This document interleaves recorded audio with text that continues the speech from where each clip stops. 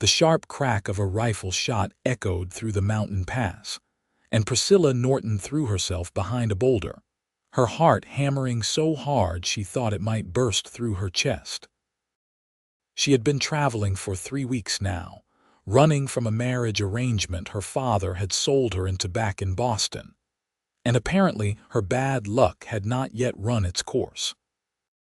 The stagecoach she had been riding in lay on its side 50 yards back, the driver dead, the horses scattered, and 3 men with bandanas covering their faces were closing in on her position.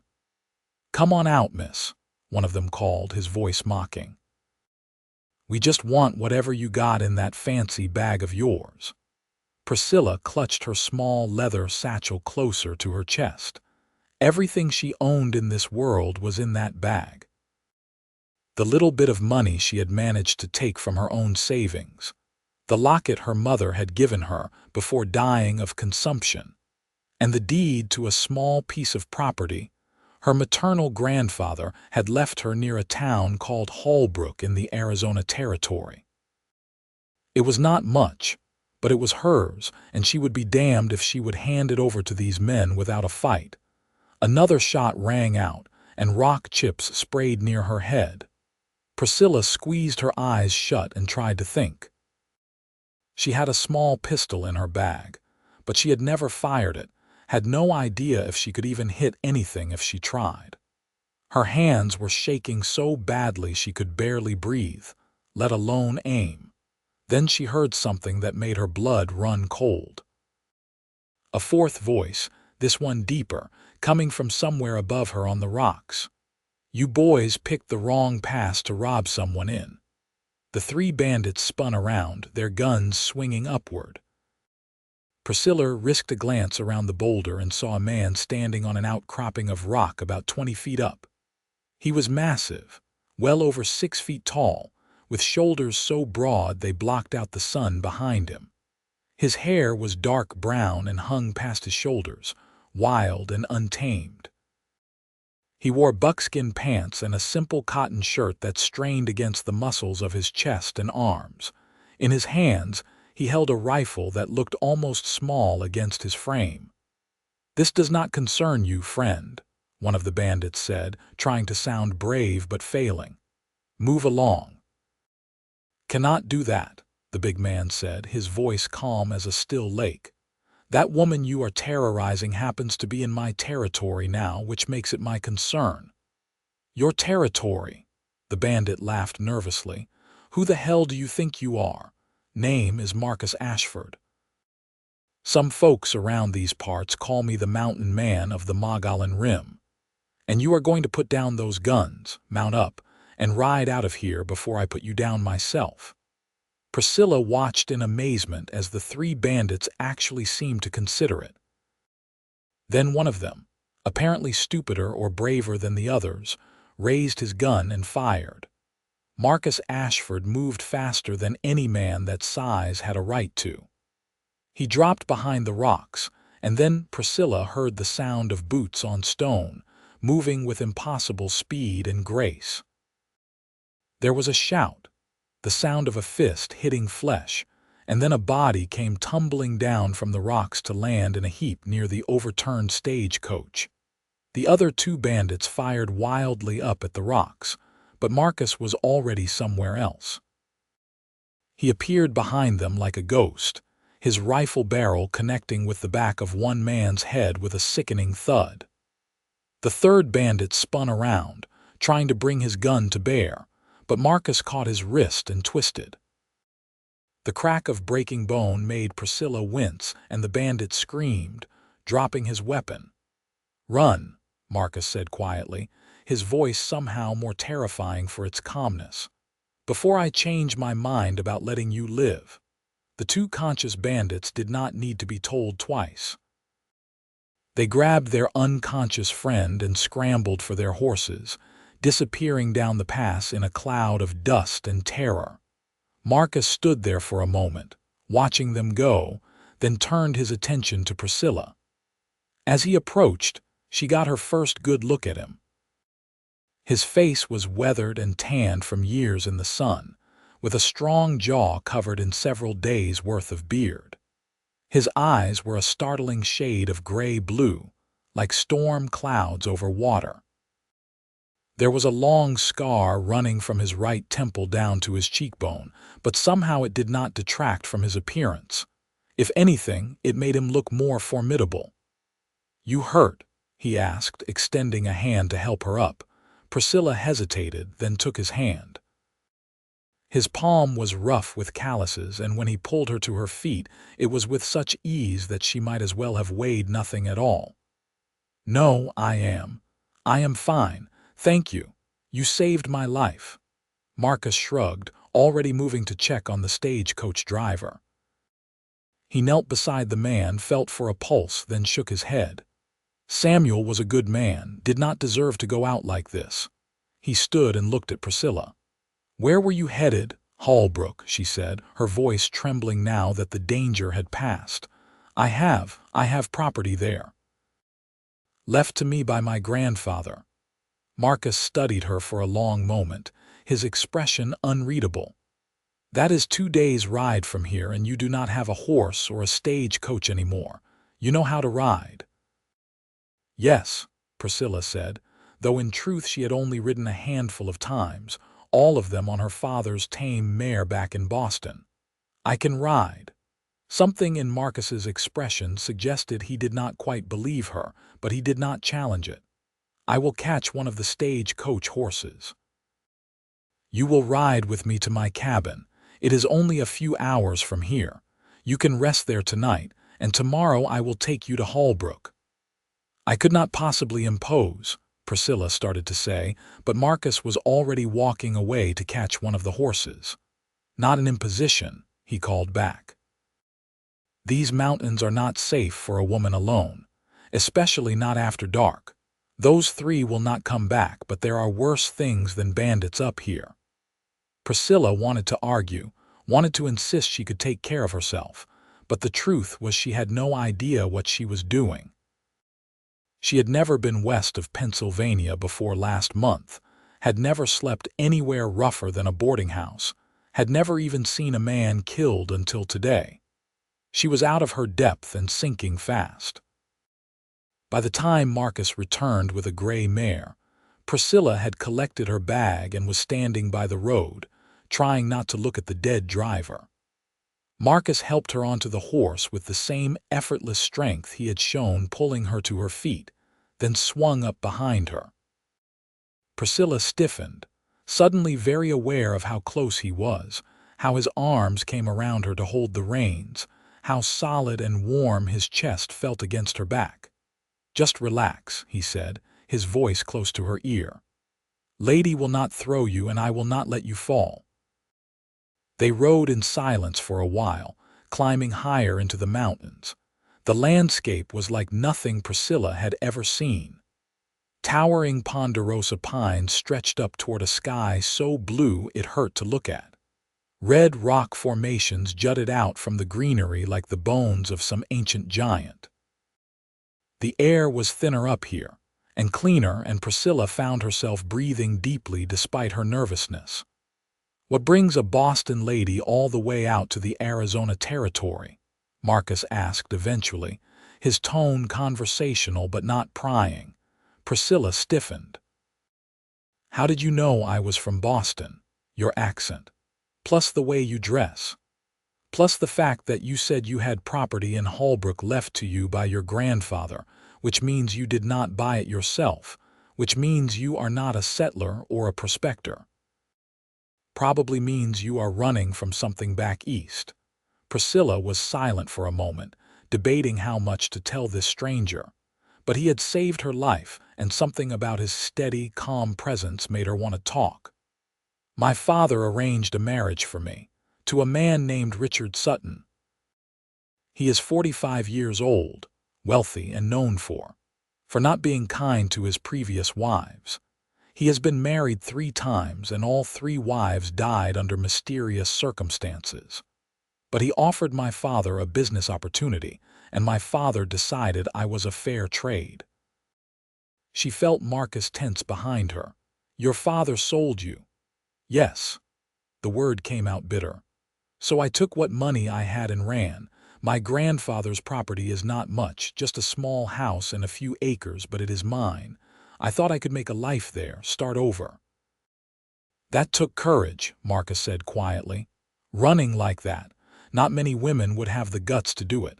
Priscilla almost laughed. "I did not feel very courageous. Mostly I felt terrified. Being courageous does not mean not being scared. It means being scared and doing what needs to be done anyway." He paused, then added, "I am proud of you for getting out of there." Priscilla froze. The words echoed in her head, strange and unfamiliar. "I am proud of you." She tried to remember if anyone had ever said those words to her before. Her mother, maybe, when she was very young, but that was so long ago the memories were hazy. Her father certainly never had. He had only ever expressed disappointment, frustration, or indifference. "You do not even know me," she said, her voice barely above a whisper. "Do not need to know you to recognize courage when I see it. You could have stayed in Boston, married that man, lived a life of wealth even if it was a life of misery and danger. Instead, you chose freedom. That is worth being proud of." Priscilla did not know what to say to that, so she said nothing.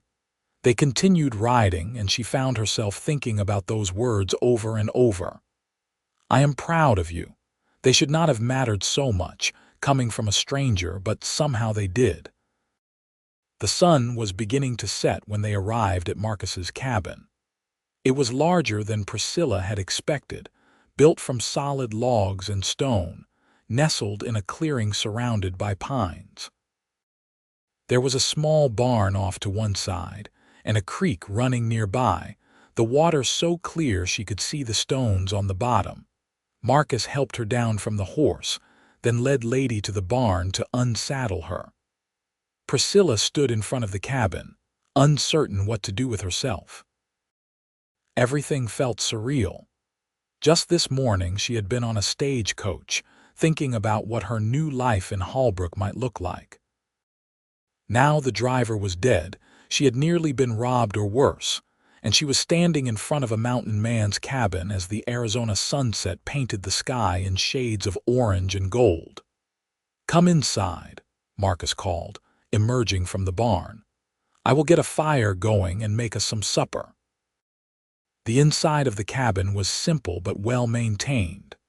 There was a large stone fireplace dominating one wall, a sturdy wooden table with chairs, a bed in one corner covered with thick furs and blankets, and shelves lined with books. Priscilla was surprised by the books. She did not know why, but she had not expected a mountain man to be a reader. Marcus must have noticed her looking. "I spend a lot of time alone up here. Books help pass the long winter nights." He moved around the cabin with practiced efficiency, building a fire, pulling out supplies to make dinner. Priscilla watched him work, fascinated by the way his muscles shifted under his shirt, by the casual confidence with which he moved. He was so completely different from any man she had ever known. The men in her Boston social circle had been soft and pampered, their hands unmarked by labor, their lives dedicated to business and social climbing. Marcus was all raw strength and capability, a man who lived by his own rules in a wild and beautiful place. "Sit," he said, gesturing to the table. "You must be exhausted." Priscilla sat, and only then did she realize how tired she was. The fear and adrenaline that had been keeping her upright drained away all at once, leaving her feeling hollow and shaky. She watched as Marcus prepared a simple meal of beans, bacon, and cornbread. When he set a plate in front of her, she ate mechanically, barely tasting the food. "You should sleep," Marcus said when they had finished. "Take the bed, I will sleep out here." "I cannot take your bed," Priscilla protested. "You have already done so much, I insist. You have had a hard day, you need rest more than I do." His tone left no room for argument. Priscilla was too tired to fight. She took her bag and moved to the bed, lying down fully clothed on top of the covers. The furs were soft beneath her, and she could smell pine and smoke and something else, something masculine that must have been Marcus's own scent. It should have been strange, sleeping in a stranger's bed, but somehow it felt safe. She lay there in the darkness, listening to Marcus move around the cabin, banking the fire, settling himself on the floor near the hearth with a blanket. Just before she drifted off, she heard him say quietly, "You did good today, Priscilla. Real good. I am proud of how you handled yourself." There were those words again. I am proud. They wrapped around her like a warm blanket, and for the first time since leaving Boston, Priscilla felt like maybe, just maybe, she had made the right choice. The next morning, Priscilla woke to the smell of coffee and frying bacon. Sunlight was streaming through the cabin's small windows, and Marcus was already up, cooking breakfast. She sat up, disoriented for a moment, then remembered where she was. "Morning," Marcus said, glancing over at her. "How did you sleep?" "Better than I have in weeks," Priscilla admitted. It was true. Despite everything that had happened, despite sleeping in a strange place, she had slept deeply and dreamlessly. "Good. Breakfast will be ready in a minute, then we should get moving. I want to get you to Holbrook before dark." They ate quickly, then packed up supplies for the journey. Marcus saddled Lady again and helped Priscilla mount, then swung up behind her as he had the day before. This time, Priscilla did not stiffen when his arms came around her. Instead, she found herself relaxing into his solid presence, feeling safer than she had in a long time. The ride to Holbrook took them down out of the mountains and into lower, drier country. The landscape changed from pine forests to juniper and scrub brush, the red rocks becoming more prominent. Marcus pointed out landmarks as they rode, told her about the area, about the dangers to watch out for and the good people to know. "Holbrook is a small town," he explained. "Maybe 300 people on a good day.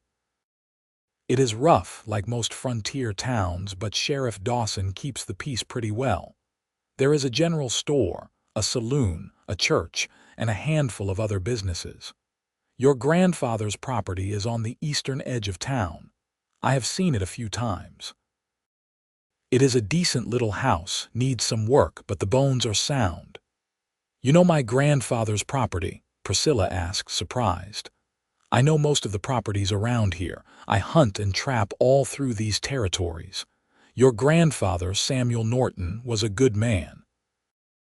Ran a small cattle operation before he passed. I am sorry for your loss." "I barely knew him," Priscilla confessed. "He and my father did not speak.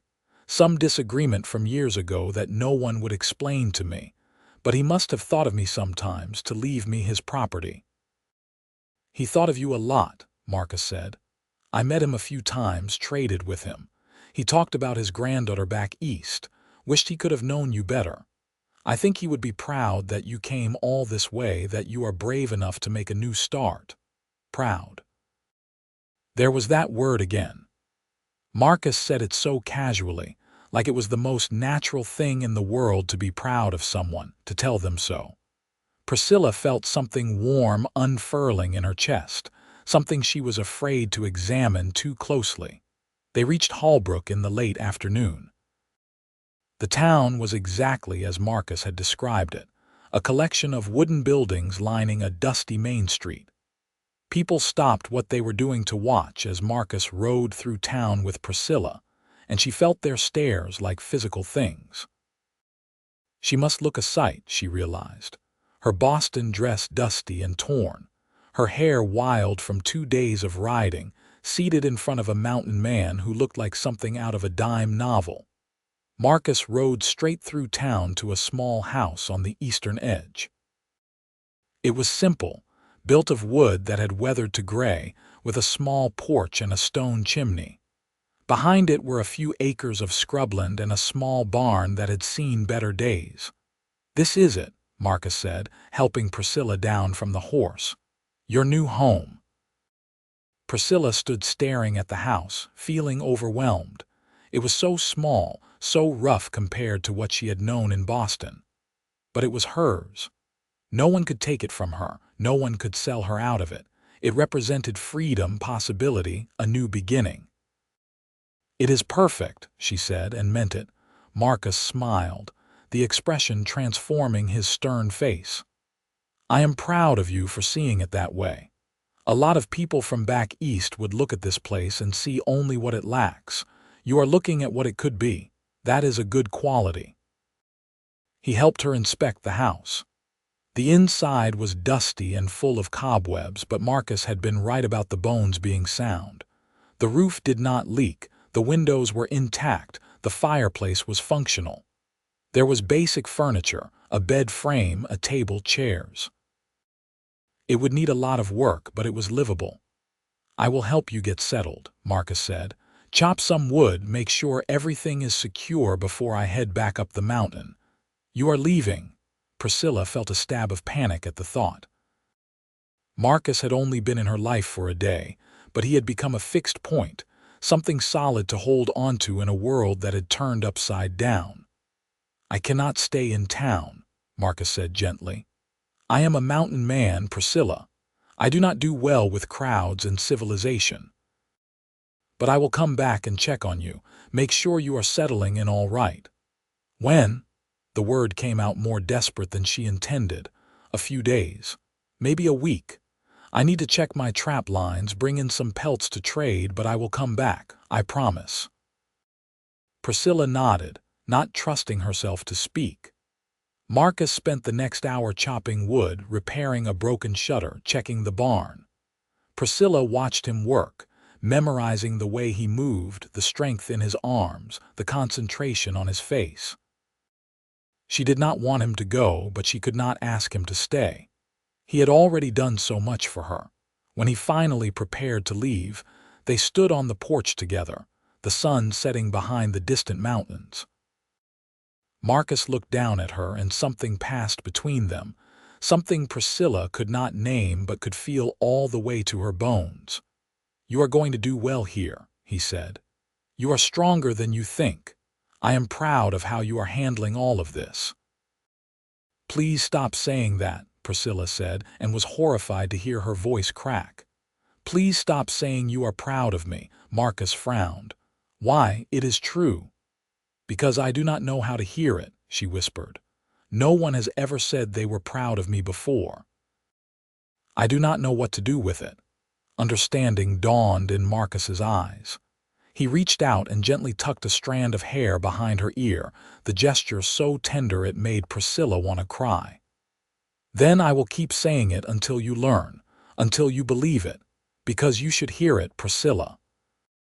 You should hear it every day." He swung up onto Lady's back and looked down at her one more time. "I will see you in a few days. Bar the door at night, and if you need anything, go to Sheriff Dawson. Tell him you are under my protection. That will be enough." Then he rode away, and Priscilla stood on the porch of her new home, watching until he disappeared into the distance, feeling more alone than she had ever felt in her life. The next few days passed in a blur of hard work. Priscilla cleaned the house from top to bottom, scrubbing away years of dust and neglect. She went into town and introduced herself to the merchants, used some of her limited funds to buy supplies.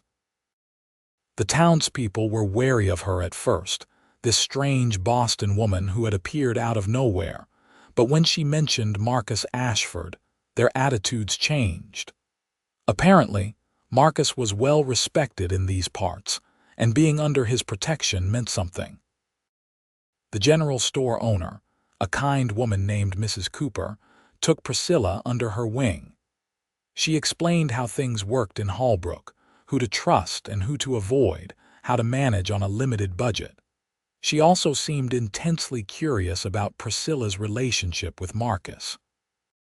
"That man does not come down from his mountain for just anyone," Mrs. Cooper said, watching Priscilla carefully. "Must be something special about you."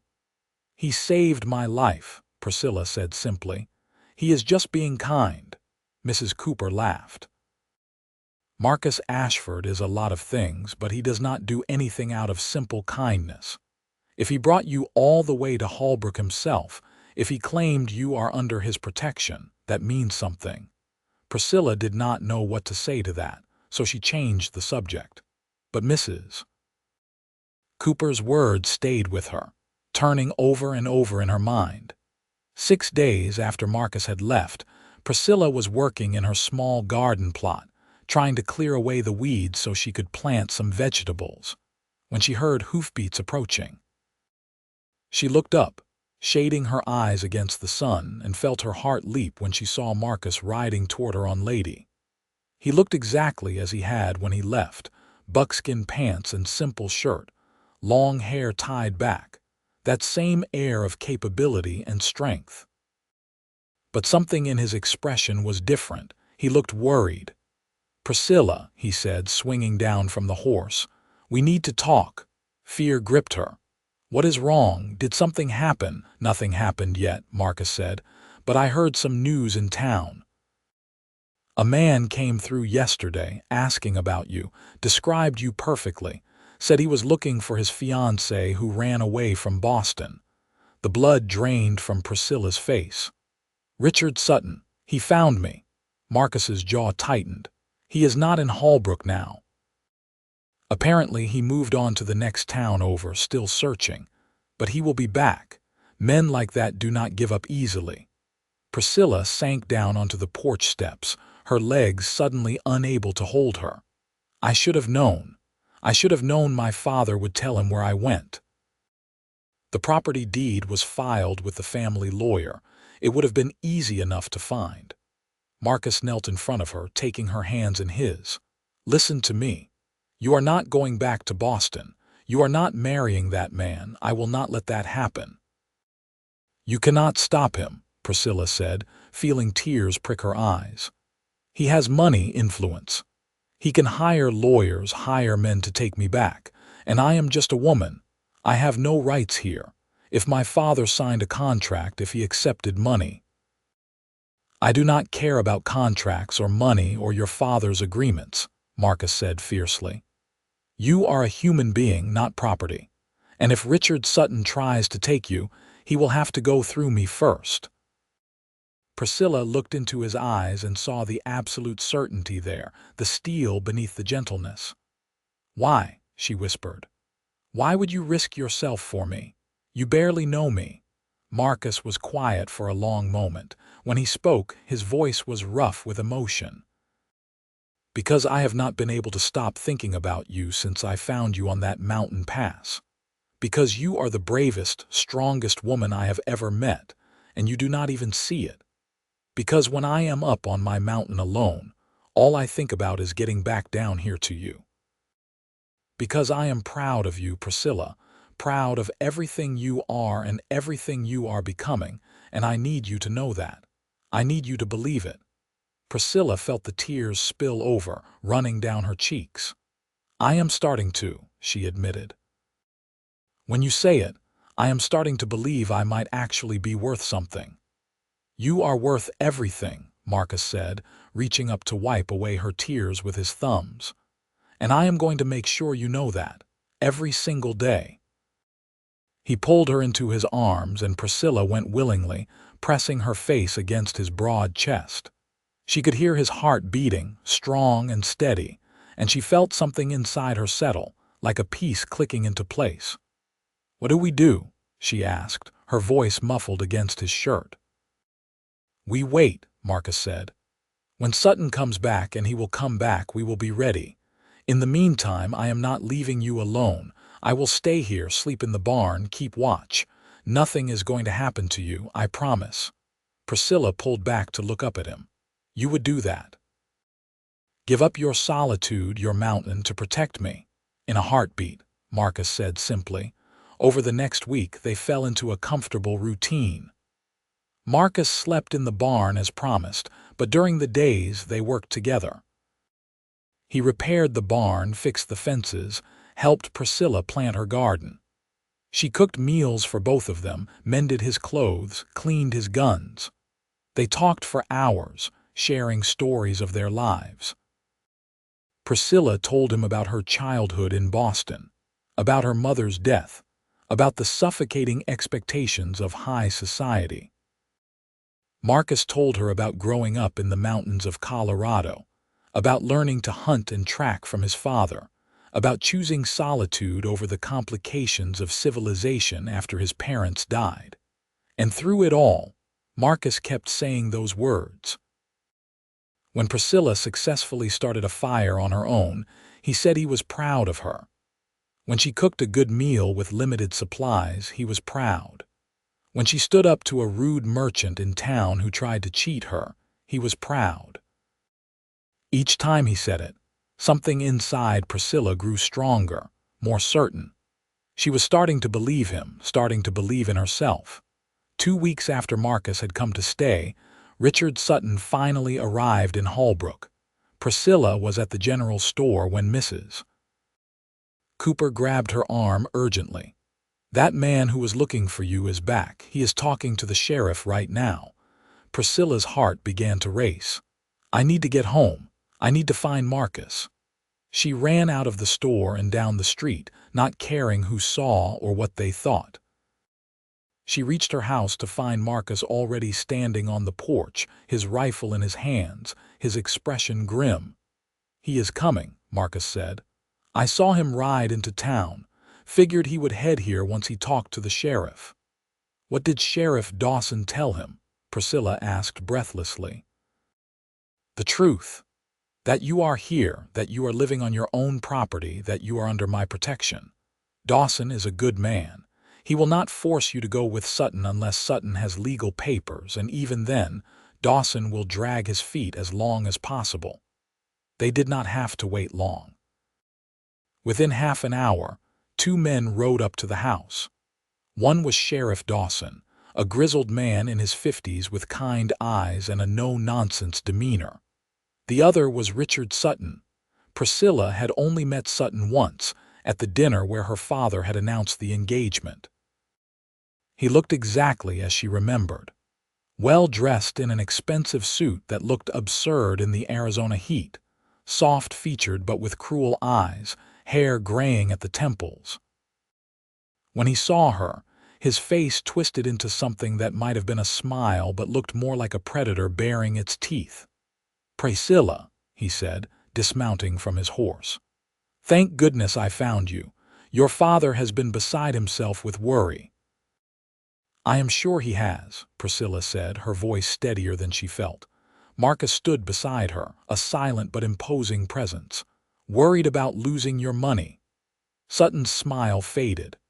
"Now, my dear, let us not be unpleasant about this. You made a mistake, ran off in a moment of panic. It is understandable, but it is time to come home now to honor your commitments." "I am home," Priscilla said. "This is my home, and I am not going anywhere with you." "I am afraid you do not have a choice," Sutton said, pulling a paper from his coat pocket. "I have a contract here, signed by your father, agreeing to our marriage. I have paid a substantial sum as a bride price. You are legally obligated to marry me." Sheriff Dawson looked uncomfortable. "Miss Norton, is what he says true? Did your father arrange this marriage?" "He did," Priscilla admitted. "But I never agreed to it. I never signed anything. My father cannot sell me like livestock." "Actually, under the law he can," Sutton said smoothly. "You are an unmarried woman, which means you are under your father's legal authority. He has the right to arrange your marriage as he sees fit. Sheriff, I must insist that you compel Miss Norton to return with me." Sheriff Dawson looked between Sutton, Priscilla, and Marcus. "I am going to need to see that contract, and I am going to need to verify its authenticity. That could take a few days, maybe longer." "Sheriff, Sutton began, but Dawson cut him off. "A few days, Mr. Sutton. I do not enforce contracts without verifying them first. Too many forged documents floating around these territories. You can wait in town." Sutton's face flushed with anger. "This is absurd. I have a legal right." "What you have is a piece of paper," Marcus said, speaking for the first time. His voice was low and dangerous. "And what I have is a woman under my protection, standing on her own property, who does not want to go with you. Now, the sheriff here is being real polite, giving you a chance to do this legal and proper. But if you push him, if you try to take Priscilla by force, you will find out real quick how we handle things out here in the territories." Sutton looked at Marcus, really looked at him for the first time, taking in his size, his obvious strength, the cold certainty in his eyes. Priscilla saw fear flash across Sutton's face before he controlled it. "Are you threatening me?" Sutton asked. "No," Marcus said calmly. "I am promising you. You leave Priscilla alone or you will regret it." Sheriff Dawson sighed. "All right, that is enough. Mr. Sutton, you have my answer. Give me a few days to verify your documents. Until then, Miss Norton stays here. Now I suggest you head back to town before this situation gets any uglier." Sutton stared at Priscilla, and she saw real malice in his eyes. "This is not over, Priscilla. You are mine whether you like it or not. I always get what I pay for." He mounted his horse and rode away, leaving Priscilla shaking with a mixture of fear and anger. Marcus put a hand on her shoulder, steady and reassuring. Sheriff Dawson stayed behind for a moment. "I will do what I can to buy you time, Miss Norton, but I have to be honest with you. If that contract is legal, if your father really did have the right to sign it, I will not be able to protect you forever. Not under the law." "I understand, Sheriff," Priscilla said. "Thank you for trying." After Dawson left, Priscilla and Marcus went inside the house. Priscilla sank into a chair, feeling defeated. "He's going to take me back. The law is on his side." "The law is not the only thing that matters out here," Marcus said. "If it comes to it, we will find another way." "What other way? I cannot run forever. I have nowhere else to go." Marcus knelt in front of her, taking her hands again. "You could marry me." Priscilla stared at him, certain she had misheard. "What? Marry me?" Marcus repeated. "If you are married to someone else, Sutton's contract is void. You would be under my protection legally, not just physically." "He could not touch you." "Marcus, that is insane. You cannot marry me just to save me from Richard Sutton. That would be—" "That would be what?" Marcus asked. "Because from where I am standing, it makes perfect sense. I care about you, Priscilla. These past couple weeks, getting to know you, working alongside you, I have been happier than I have been in years. You make me laugh. You make me want to be better. You make my cabin feel empty when you are not there. So yes, I am offering to marry you to protect you from Sutton, but I am also offering because I want to. Because I cannot imagine going back to my mountain without you." Priscilla felt tears welling up again. "You do not have to say all that. You do not have to pretend." "I am not pretending," Marcus said fiercely. "Every word is true. I know I am not what you are used to. I am rough. I live a hard life. I am more comfortable with animals than people most of the time. But I swear to you, Priscilla, if you marry me, I will spend every day making sure you know how valued you are, how proud I am to have you by my side." "You keep saying that," Priscilla whispered, "that you are proud of me. Because it is true. I am so damned proud of you I could burst with it. And I will keep saying it every day until you believe it. Until you know, deep in your bones, that you are extraordinary." Priscilla looked at this man, this mountain man who had come into her life by chance and changed everything. She thought about his strength, his gentleness, the way he made her feel safe and seen and valued. She thought about going back to Boston, about marrying Richard Sutton, about living a life of fear and disappointment. And then she thought about staying here in this wild, beautiful place with a man who looked at her like she hung the moon. "Yes," she said. "Yes, I will marry you." The relief on Marcus's face was profound. He pulled her into his arms, holding her tight. "You will not regret this," he murmured against her hair. "I promise you, you will not regret this." "I already do not regret it," Priscilla said, and realized it was true. They were married 3 days later by the traveling preacher who came through Hallbrook once a month.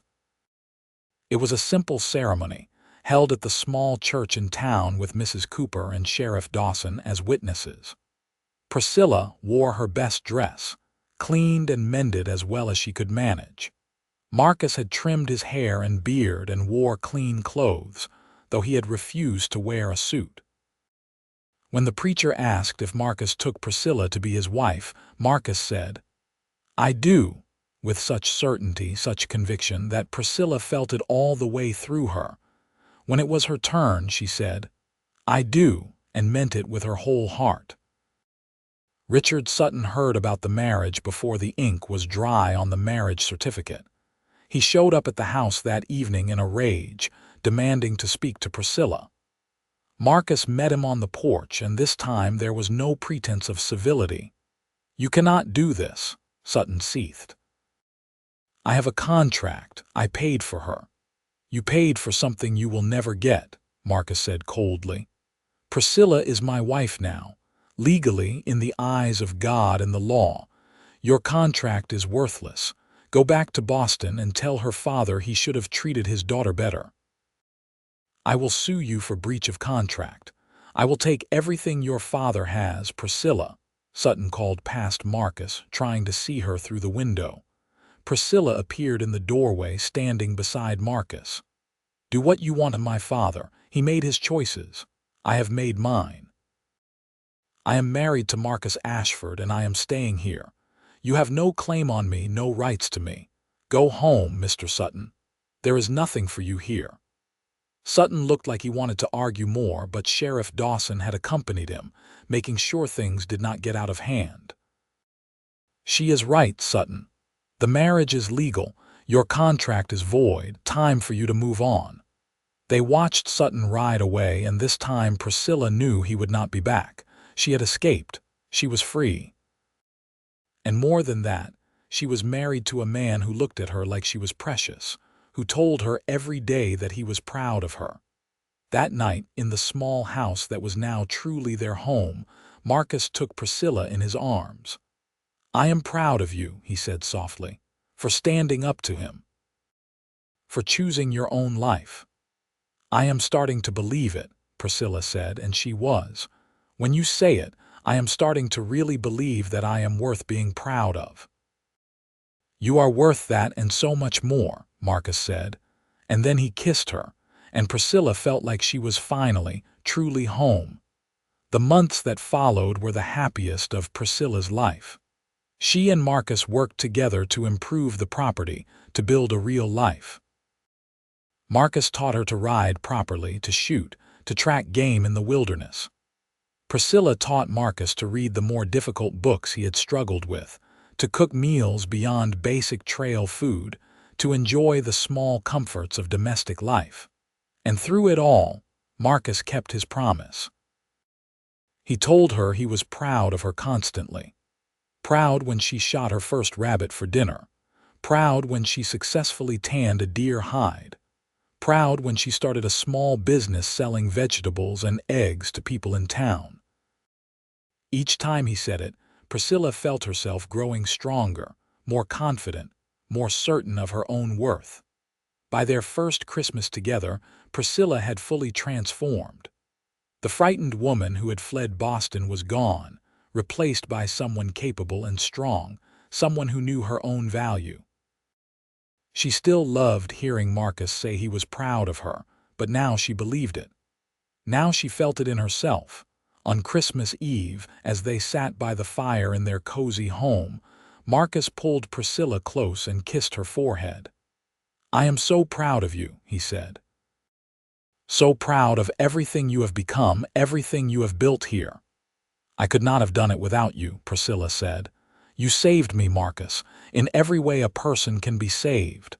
"We saved each other," Marcus corrected. "Before I met you, I was just existing, going through the motions.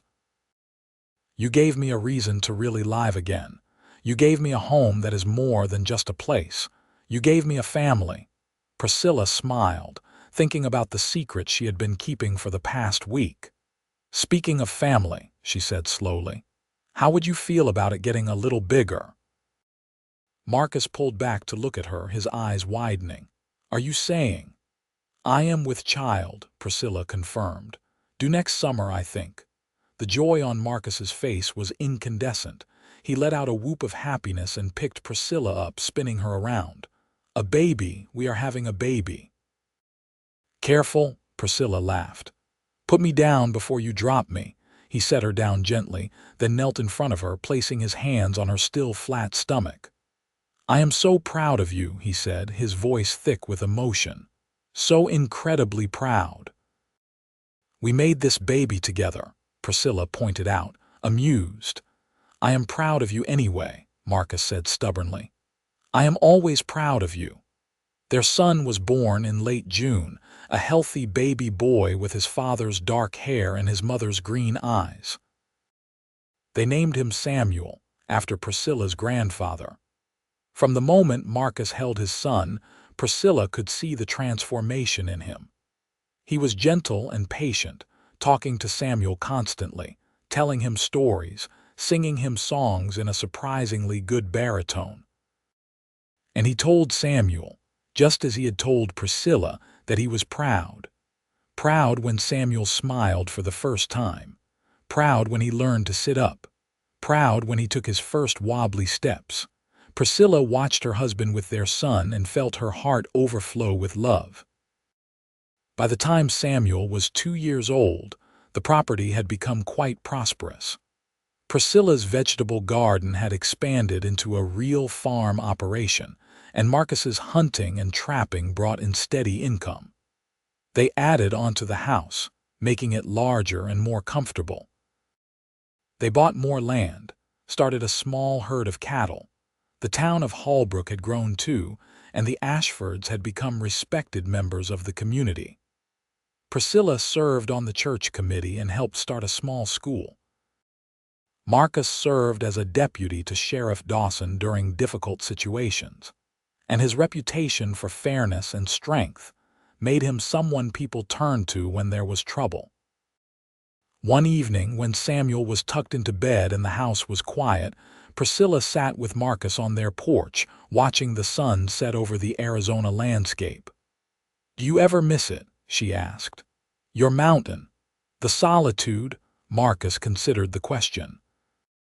"Sometimes I miss the quiet," he admitted, "but I would not trade this life for anything. You and Samuel, this home we built, this is everything I never knew I needed. You made me better, Priscilla. You made me whole." "You did the same for me," Priscilla said. "I was so lost when you found me.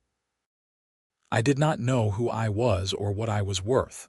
But you kept telling me you were proud of me, kept believing in me, until I learned to believe in myself." "I am still proud of you," Marcus said, pulling her close. "Every single day, I am proud to be your husband, proud of the mother you are, proud of the life we have built." "I know," Priscilla said, leaning her head on his shoulder, "and I finally believe it." 2 years later, they welcomed a daughter into their family. They named her Caroline, after Marcus's mother. She had her father's gray-blue eyes and her mother's dark blonde hair, and from the day she was born, she had both her parents wrapped around her tiny finger. Samuel adored his little sister, always wanting to help with her care, to show her things, to protect her. Watching her children together, Priscilla sometimes thought about the life she might have had in Boston, married to Richard Sutton, living in fear and misery. She thought about how a single choice, the choice to run, to seek freedom, had led her to this beautiful, wild, wonderful life. When Caroline was a year old, Priscilla received a letter from Boston. It was from her father's lawyer, informing her that her father had passed away. He had left her nothing in his will, having written her out of it when she fled to Arizona. The letter was cold and formal, and Priscilla felt nothing reading it except a distant sadness for what might have been, for the relationship with her father she had never had. She showed the letter to Marcus that evening. He read it, then set it aside. "I am proud of you," he said. Priscilla looked at him, confused. "For what?" I did not do anything. For not being upset. For not mourning a man who did not value you. For knowing your own worth enough to not let his death hurt you." He took her hands. "You have come so far, Priscilla. From that scared woman on the mountain pass to the strong, confident person you are now. I am so damned proud of you I could burst." Priscilla smiled, tears pricking her eyes. "You know, when I first met you, when you first said you were proud of me, I did not know how to hear it. I asked you to stop saying it because it made me uncomfortable." "I remember," Marcus said. "But you did not stop. You kept saying it, over and over, until I started to believe it.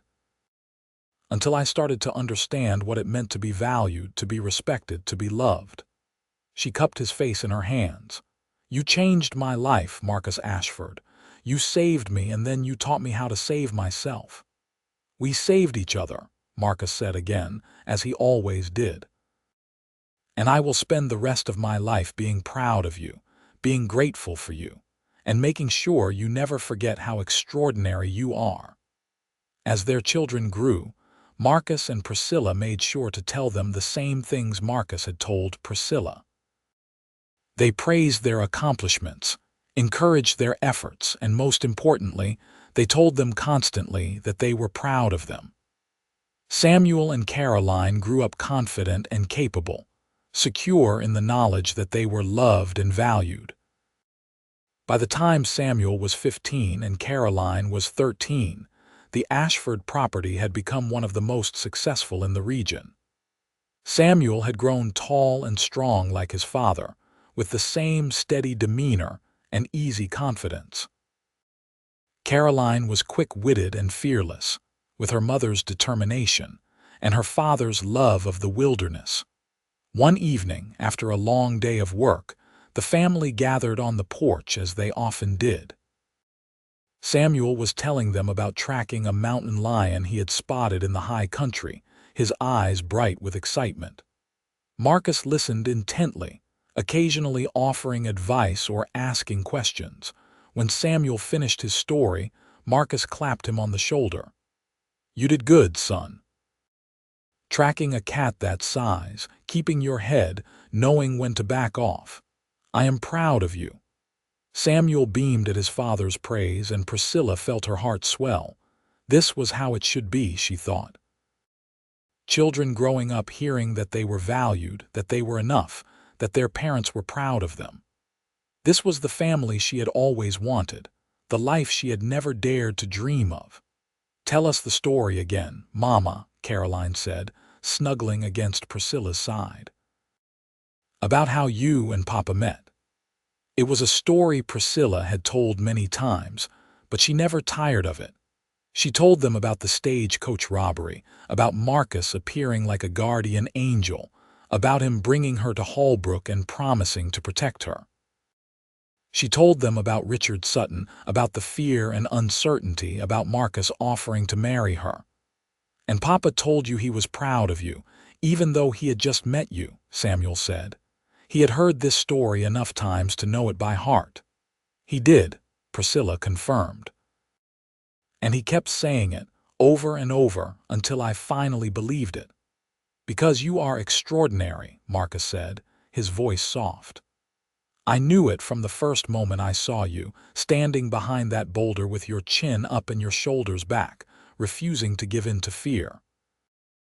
I am just as proud of you now as I was then. More, even." Caroline looked between her parents, her young face serious. "I want to find someone who looks at me the way Papa looks at you," she said to Priscilla. "You will," Priscilla assured her. "When you are older, when the time is right, you will find someone who sees your value, who respects your strength, who is proud of everything you are. And if anyone tries to treat you with less than the respect you deserve," Marcus added, his tone protective, "they will answer to me." Caroline giggled, but Samuel nodded seriously. He understood what his parents had built, understood the respect and partnership that formed the foundation of their marriage. Priscilla hoped that both her children would find the same kind of love she had found with Marcus. When Samuel was 18, he met a young woman named Elizabeth, the daughter of a rancher from a neighboring property. She was smart and kind, with a quick smile and a good head for business. Samuel was smitten from the first moment he saw her, and Priscilla and Marcus could not have been more pleased. The courtship was proper and respectful, and when Samuel asked for permission to marry Elizabeth, Marcus shook his son's hand with pride. "You chose well," he told Samuel. "She will make you a good partner, and I can see you make each other happy. I am proud of you, son, proud of the man you have become." The wedding was held on the Ashford property on a beautiful autumn day. The whole community turned out to celebrate, and as Priscilla watched her son marry the woman he loved, she found herself crying happy tears. Marcus stood beside her, his arm around her waist, and she could feel the same emotion radiating from him. "Our boy is all grown up," Marcus murmured. "He is," Priscilla agreed. "And we did good, Marcus. We raised him to be kind and strong and respectful. We should be proud." "I am proud," Marcus said. "Proud of him, proud of Caroline, proud of us for building this life in this family." He looked down at her, his eyes soft. "And I am proud of you, Priscilla. Always proud of you." Even after all these years, after hearing those words countless times, they still made Priscilla's heart warm. "I love you," she said simply. "I love you too," Marcus replied. "More than I can ever say." Samuel and Elizabeth built a house on a corner of the Ashford property, and within 2 years, they made Marcus and Priscilla grandparents. The baby, a boy they named Marcus after his grandfather, brought new joy to the family. Priscilla loved watching Marcus with his grandson, seeing the same gentleness and pride he had shown with their own children. Caroline was 17 now, helping manage the farm and starting to attract attention from several young men in the area. She was in no hurry to settle down, though, declaring that she wanted to see something of the world before making any decisions about marriage. Priscilla supported her daughter's independence, even as Marcus grumbled about wanting to vet any potential suitors thoroughly. One evening, when the family had gathered for Sunday dinner as they always did, young Marcus, who was nearly 3 now, climbed into his grandfather's lap and asked, "Grandpa, tell me a story." Marcus thought for a moment, then began. "When I was a young man, even younger than your papa is now, I lived alone on a mountain. I thought I was happy with just my own company, with the trees and the animals and the sky. But then one day, I found a woman who needed help, and everything changed." "That was Grandma," little Marcus said confidently. "That was Grandma," Marcus confirmed, smiling at Priscilla across the table. "She was the bravest person I had ever met, even though she did not think she was brave. And I told her I was proud of her because I was. I am still proud of her, every single day." "Why?" the child asked with the straightforward curiosity of the very young. "Because she is strong and kind and smart. Because she built a life out here when most people would have given up and gone home. Because she is an extraordinary person, and I am lucky to have her." Priscilla felt her eyes mist over. After more than 20 years of marriage, Marcus could still make her feel cherished with just a few words. "I am proud of you too, Grandpa," little Marcus said solemnly. "You are very big and strong." The whole table laughed, and Marcus hugged his grandson close. "Thank you, little one. That means a lot to me." As the years continued to pass, the Ashford family continued to grow and thrive. Caroline eventually did marry, at age 22, to a teacher who had come to Holbrook to run the school. His name was David, and he was everything Priscilla could have hoped for her daughter. Intelligent, kind, respectful, and completely in awe of Caroline's strength and independence. Samuel and Elizabeth had 2 more children, daughters this time, and the Ashford property rang with the sound of children's laughter. Marcus and Priscilla built a bigger house to accommodate family gatherings, and Sunday dinners became a tradition that no one missed unless absolutely necessary. By the time Marcus was 60 and Priscilla 55, they had 6 grandchildren and a legacy that would last for generations. Holbrook had grown from a rough frontier town into a proper community, with schools and churches and businesses. The Ashfords had been part of that growth, contributing to the town's development and prosperity. But through all the changes, through all the years, one thing remained constant. Marcus told Priscilla he was proud of her every single day. It had become a ritual, as much a part of their marriage as their evening walks or their morning coffee together. And Priscilla never tired of hearing it. One autumn evening, when the air was crisp and the leaves on the cottonwoods were turning gold, Marcus and Priscilla sat on their porch as they had done thousands of times before. Their grandchildren were playing in the yard, their laughter carrying on the breeze. Samuel and Elizabeth were working on some project in the barn, and Caroline and David were expected for dinner soon. "You ever think about how different our lives might have been?" Priscilla asked, watching the sunset paint the sky in shades of orange and pink. "If that stagecoach had not been robbed, if you had not been there that day," Marcus considered the question. "Sometimes," he admitted, "but I cannot imagine any other life now. This is exactly where I am supposed to be with exactly who I am supposed to be with." "I feel the same way," Priscilla said. She reached for his hand and he took it, their fingers intertwining with the ease of long practice. "You know, when I was a young woman in Boston, I thought my life was over. I thought I had no options, no hope, no future worth having. And now," Marcus prompted, "now I know I was wrong. My life did not start until I came here, until I met you. Everything before that was just preparation for this, for us, for the family we built and the life we made." She turned to look at him, this man who had saved her in every way that mattered. His hair was more gray than brown now, his face lined with age, but his eyes were still the same storm cloud blue, still looked at her with the same love and respect they always had. "I am proud of you," Marcus said softly. "Proud of everything you were, everything you are, everything you will be.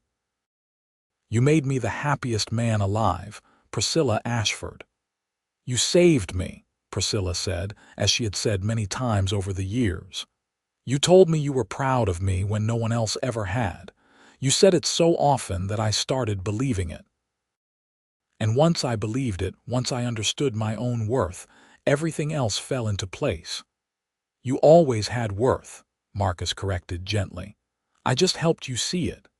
They sat in comfortable silence as the sun dipped below the horizon and the first stars began to appear. The grandchildren were called inside by their parents, and the sounds of family and life and love drifted out from the house. This was what happiness looked like, Priscilla thought. Not wealth or status or society's approval, but this. A man who loved her, children and grandchildren who were healthy and happy, a life built on respect and partnership and daily expressions of pride and love. "I am proud of us," Priscilla said suddenly. "Proud of what we built together, proud of how we loved each other, proud of the family we made." Marcus smiled, the expression lighting up his weathered face. "That is the first time I have ever heard you say that." "Then I should say it more often," Priscilla decided, "because it is true. I am proud of us, Marcus, proud of our life." "So am I," Marcus agreed. "So am I." As the years continued to roll by, as they watched their grandchildren grow and their family expand even further with great-grandchildren, Marcus never stopped saying those words. Even when he grew older and his strength began to fade, even when his memory started to slip, and he sometimes forgot what day it was, he always remembered to tell Priscilla he was proud of her. And when Marcus passed away peacefully in his sleep at the age of 78 with Priscilla holding his hand, his last words were, I am so proud of you, my love. So very proud. Priscilla mourned him deeply, as did their entire family and the whole community of Hallbrook, but she did not break. The strength Marcus had helped her find, the confidence he had nurtured with his constant affirmation and pride, sustained her through the grief. She knew he would want her to keep going, to keep being the extraordinary person he had always seen in her. She lived for another 15 years after Marcus's death, surrounded by her children and grandchildren and great-grandchildren. She told them stories of the mountain man who had saved a frightened woman on a pass all those years ago, who had taught her to believe in herself by simply saying, over and over, that he was proud of her. And when Priscilla Norton Ashford passed away at the age of 93, peacefully in her sleep with her family around her, she died knowing that she had lived a life worth being proud of. She had escaped a terrible fate, found true love, built a family and a legacy, and learned to value herself. All because a mountain man had said 4 simple words, and kept saying them until she finally believed. The Ashford family continued for generations after that, carrying on the traditions Marcus and Priscilla had established. The house they had built still stood, expanded and renovated, but still fundamentally the same. The land they had worked still produced, and most importantly, the lesson they had taught lived on. Tell the people you love that you are proud of them. Say it often. Say it sincerely. Because those words have the power to change lives, to build confidence, to create strength where there was once only fear. In the family cemetery on a hill overlooking the property, 2 headstones stood side by side. One read, Marcus Ashford, beloved husband, father, grandfather, a man of strength and honor. The other read, Priscilla Norton Ashford, beloved wife, mother, grandmother, a woman of courage and grace. But the inscription both stones shared, carved at the bottom of each, told the real story of their lives together. I am proud of you. Those 4 words, spoken by a mountain man to a frightened woman all those years ago in 1877 on a mountain pass in the Arizona Territory, had changed everything. They had saved a life, built a love story, created a family, and left a legacy that would endure for generations. And somewhere in whatever comes after this life, Marcus and Priscilla were together again, and Marcus was still saying what he had always said, what would be true for all of eternity. I am proud of you. The end.